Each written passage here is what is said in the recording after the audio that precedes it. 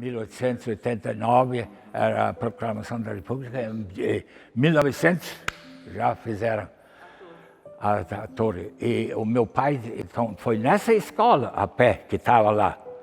E aí ele era um garoto, né? E aí eles sempre eram alemães que construíram. E era gente bem educada para construir essas coisas. E era alto, isso é alto. Então eles sempre chamaram para trazer o traço, arrumar o traço.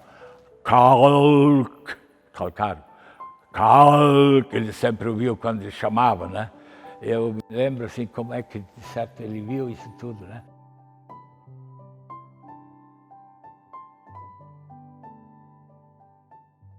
Mais do que um cartão postal de Pomerode, prestes a completar 137 anos, a Igreja da Paz é um marco na história da cidade e na expressão da fé evangélico-luterana dos imigrantes que aqui chegaram e decidiram construir um novo lar.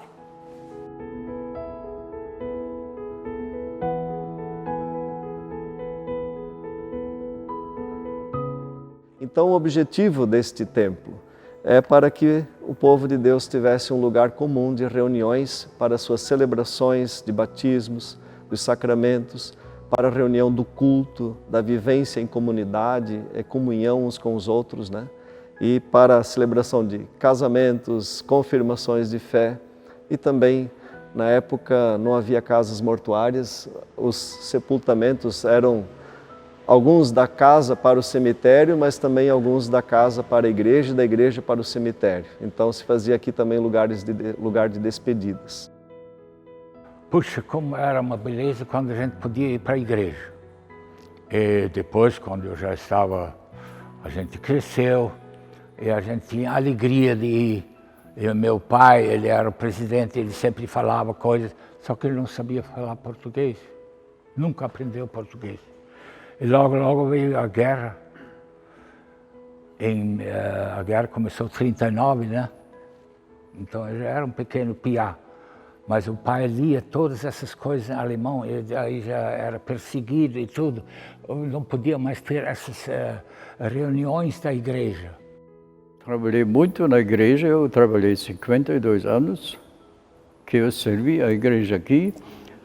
Eu saí de muito domingo, muito sábado, que eu dei o meu serviço para a igreja, porque quando tinha casamento ou tinha culto, porque aí nós puxávamos o sino só na corda, né? Então isso dava o quê? Uns 16 quilômetros cada dia de bicicleta. Nós tínhamos muitos prédicos de fora, que veio o pastor de Alemanha, isso o Roland também sabe, e sempre não tinha lugar. Então nós construímos aquela parte lá, mas estava tudo aberto e tudo com alto-falante, para o pessoal ter lugar para escutar a palavra de Deus, né? E isso era uma alegria para mim, que eu podia fazer. Então nós chegamos aqui no pátio, hoje tudo mudou porque nós estávamos bem sozinhos, e o Roland era o meu pastor, que nos casou. E quando nós chegamos lá no pátio, nós saímos do carro, de repente tinha um homem lá que olhou assim lá da porta, assim, olhou para fora. Então eu vi que era ele, né? Eu disse para minha frau, o pastor Lisenbein não está lá hoje, né? Então ele nos perguntou, ele falou tudo, o que aconteceu. Se eu não ia aceitar, eles deviam chamar o pastor de Blumenau, né? Mas eu assisti. Por que eu estou falando isso agora? Eu acho que ele fez para nós, quase demorou agora 56 anos. O nosso casamento. É uma alegria. Eu nunca vou esquecer dele, né? História que não se registra e não se conta são histórias que se perdem.